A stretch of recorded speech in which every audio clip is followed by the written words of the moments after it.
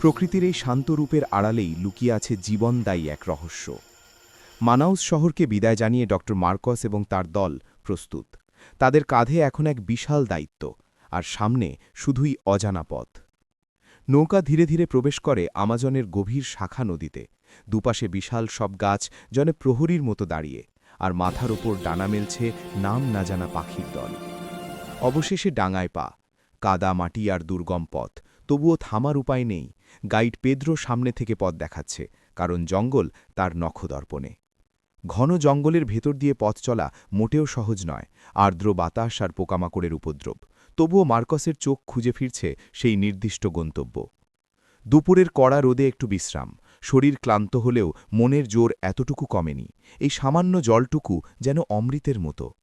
সন্ধ্যা নামতেই ক্যাম্পফায়ারের পাশে পেদ্রোর মুখে শোনা যায় জঙ্গলের লোম হর্ষক সব গল্প। ল্যান্সহেড ভাইপার, যাকে তারা খুঁজছে, স্থানীয়দের কাছে তা সাক্ষাৎ মৃত্যু। রাতের জঙ্গল এক অন্য রূপ ধারণ করে। চারদিকে শুধু অদ্ভুত সব শব্দ, আর অন্ধকারের মাঝে জলজল করা হাজারো চোখ। প্রতিটা পদক্ষেপ এখানে মেপে ফেলতে হয়। পরদিন সকাল, সরঞ্জামের শেষ মুহূর্তের পরীক্ষা। স্নেক হুক, অ্যান্টিভেনম সবই প্রস্তুত, কারণ ভুলের কোনো ক্ষমা নেই এই জঙ্গলে। অবশেষে সেই কাঙ্ক্ষিত এলাকা, পচা গাছের গুড়ি আর স্যাঁতস্যাঁতে মাপি, ল্যান্সহেড ভাইপারের প্রিয় জায়গা। দলের সবার নিঃশ্বাস যেন বন্ধ হয়ে আসছে উত্তেজনায়। হঠাৎ থমকে দাঁড়ালেন মার্কস। অভিজ্ঞ চোখ ধরে ফেলেছে সামান্য নড়াচড়া। ইশারায় সবাইকে থামতে বললেন, এখানেই আছে সে। পাতার নিচে মিশে আছে মৃত্যুর দূত, ল্যান্সহেড ভাইপার। 1.5 মিটার লম্বা এই সরীসৃপটি তার 20 দাঁত নিয়ে শিকারের অপেক্ষায়। খুব সন্তর্পণে এগিয়ে যাচ্ছেন মার্কস, হাতে স্নেক হুক, শরীর নিচু। 1 সেকেন্ডের অসতর্কতা মানে নিশ্চিত বিপদ। আলতো করে হুক দিয়ে সাপের লেজে স্পর্শ করতেই ফুঁসে উঠল সাপটি। হাঁ করা মুখের ভেতর চকচক করছে 20 দাঁত। আক্রমণের ঠিক আগের মুহূর্ত। সাপটি তার বিষ ঢেলে দিতে প্রস্তুত, কিন্তু মার্কসও তৈরি তার হুক নিয়ে। স্নায়ুর এক চরম পরীক্ষা। বিদ্যুৎ বেগে হুক চালিয়ে শূন্যে ভাসিয়ে নিলেন সাপটিকে। জঙ্গল কেঁপে উঠল এক অদম্য সাহসের প্রদর্শনীকে। খুব সাবধানে টিউবের ভেতর ঢুকিয়ে দেওয়া হলো সাপটিকে।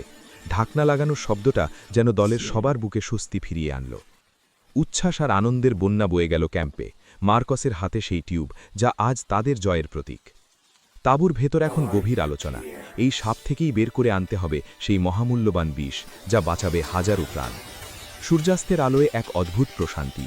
আজকের মতো কাজ শেষ, কিন্তু আসল চ্যালেঞ্জ এখনও বাকি। পরের দিন ল্যাব টেন্ট প্রস্তুত, স্টেরাইল পরিবেশ, সেন্ট্রিফিউজ মেশিন, সবকিছুই একদম নিখুঁত। শুরু হতে যাচ্ছে বিজ্ঞানের এক সূক্ষ্ম খেলা। টিউবের ভেতর থেকে সাপটিকে বের করা হচ্ছে। মার্কস আর আনা দুজনের হাতের সমন্বয়, এক চুল নড়াচড়ার সুযোগ নেই। মার্কসের হাতের মুঠোয় সাপের মাথা, লাল চোখের সেই দৃষ্টি যেন বলছে, আমাকে বন্দি করা এত সহজ নয়। কিন্তু মার্কসের হাত ইস্পাতের মতো শক্ত। কাপের মুখে সাপের মুখ চেপে ধরতেই প্যারাফিল্ম ভেদ করে ঢুকে গেল 20 দাঁত। এক নিখুঁত ও ঝুঁকিপূর্ণ মুহূর্ত। আর তখনই ফিনকি দিয়ে বেরিয়ে এলো সেই হলুদ রঙের তরল। বিষ নয়, এ যেন তরল সোনা, যা থেকে তৈরি হবে জীবনদায়ী ওষুধ। মাত্র 250 মাইক্রোলিটার বিষ, কিন্তু এর গুরুত্ব অপরিসীম। প্রতিটি ফোঁটা মেপে নেওয়া হচ্ছে অত্যন্ত সতর্কতার সাথে। মেশিনের চাকা ঘুরছে 3000 আরপিএম গতিতে। বিষ থেকে আলাদা করা হচ্ছে অপ্রয়োজনীয় অংশ। বিজ্ঞানের ছোঁয়ায় বিষ হচ্ছে বিশুদ্ধ। -196 ডিগ্রি তাপমাত্রায় তরল নাইট্রোজেনে সংরক্ষণ করা হলো এই বিষ। ধোঁয়া ওঠা ভায়েলগুলোর ভেতর এখন সুপ্ত আছে ভবিষ্যতের সম্ভাবনা। 5 দিনের পরিশ্রমে মোট 4 মিলিলিটার বিষ। টেবিলের ওপর সাজানো ভায়েলগুলো দেখে দলের সবার চোখে গর্বের ঝিলিক। কাজ শেষ, এবার বিদায়ের পালা। মার্কস পরম যত্নে সাপটিকে আবার তার নিজের রাজ্যে ফিরিয়ে দিলেন। প্রকৃতির ঋণ, প্রকৃতির কাছেই শোধ। নৌকা আবার ছুটছে শহরের পথে। সাথে নিয়ে যাচ্ছে এক অমূল্য সম্পদ, যা বদলে দেবে চিকিৎসা বিজ্ঞানের ইতিহাস। সাও পাউলোর মডার্ন ল্যাবে পৌঁছে গেল সেই ভায়াল। শুরু হলো গবেষণার নতুন অধ্যায়। কম্পিউটার স্ক্রিনে ভেসে উঠছে বিষের জটিল সব প্রোটিন স্ট্রাকচার। বিজ্ঞানীরা খুঁজে ফিরছেন সেই জাদুকরী উপাদান।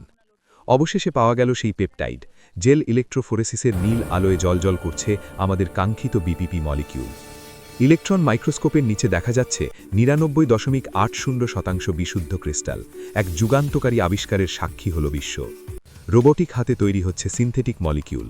সাপের বিষের গঠন নকল করে ল্যাবেই তৈরি হচ্ছে ওষুধ, আর সাপের প্রয়োজন নেই। কম্পিউটার সিমুলেশনে ঘুরছে সেই মলিকিউল।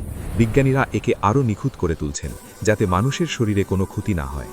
ফ্লাস্কের ভেতর রাসায়নিক বিক্রিয়ায় জন্ম নিচ্ছে ক্যাপ্টোপ্রিল, হৃদরোগের চিকিৎসার এক নতুন দিগন্ত। বিশাল মিক্সারে তৈরি হচ্ছে ওষুধের মিশ্রণ, সাদা পাউডারের সাথে মিশছে বিজ্ঞানীদের স্বপ্ন। মেশিনের তালে তালে তৈরি হয়ে বেরিয়ে আসছে হাজার হাজার ট্যাবলেট, প্রতিটি ট্যাবলেট একটি করে জীবন বাঁচানোর প্রতিশ্রুতি। ইঁদুরের ওপর পরীক্ষায় দেখা গেল রক্তচাপ স্বাভাবিক হয়ে আসছে, আশার আলো ক্রমশ উজ্জ্বল হচ্ছে। হাসপাতালে ট্রায়াল শুরু হলো, ডাক্তাররা নিবিড়ভাবে পর্যবেক্ষণ করছেন, প্রতিটি হার্টবিট এখন গুরুত্বপূর্ণ। এবং ফলাফল অবিশ্বাস্য, 85% কার্যকরিতা। এফডিএ প্যানেলের সামনে হাততালির শব্দে ফেটে পড়ল কনফারেন্স রুম। অনুমোদনের সিলমোহর পড়ল, ডক্টর মার্কসের মুখে বিজয়ের হাসি, ক্যামেরার ফ্ল্যাশে আলোকিত হলো এক ঐতিহাসিক মুহূর্ত। ফার্মেসির তাকে সাজানো সেই ওষুধ, মানুষ কিনছে বিশ্বাসের সাথে। হৃদরোগ আর এখন আতঙ্কের নাম নয়। হাসপাতালের বেডে শুয়ে থাকা রোগীটি আজ সুস্থ, ডাক্তারের হাসি মুখ বলে দিচ্ছে আমরা পেরেছি। টোকিও থেকে নিউ ইয়র্ক, সারা বিশ্বে ছড়িয়ে পড়েছে এই ওষুধ, লাখো মানুষের মুখে ফুটেছে স্বস্তির হাসি। ডক্টর মার্কোস ফিরে এসেছেন তার প্রিয় আমাজনে, নতুন প্রজন্মকে শেখাচ্ছেন প্রকৃতিকে ভালোবাসতে, কারণ প্রকৃতিই আমাদের বাঁচিয়ে রাখে। একটি সাপ, সামান্য একটু বিষ আর বিজ্ঞানের ছোঁয়া রক্ষা পেল 50 লক্ষ মানুষের প্রাণ। এ এক অবিস্মরণীয় যাত্রা। আমাজনের এই বিশাল আকাশ আর ঘন সবুজের মাঝে লেখা থাকল এক অমর গল্প, যেখানে প্রকৃতি আর বিজ্ঞান মিলেমিশে সৃষ্টি করেছে এক নতুন জীবন।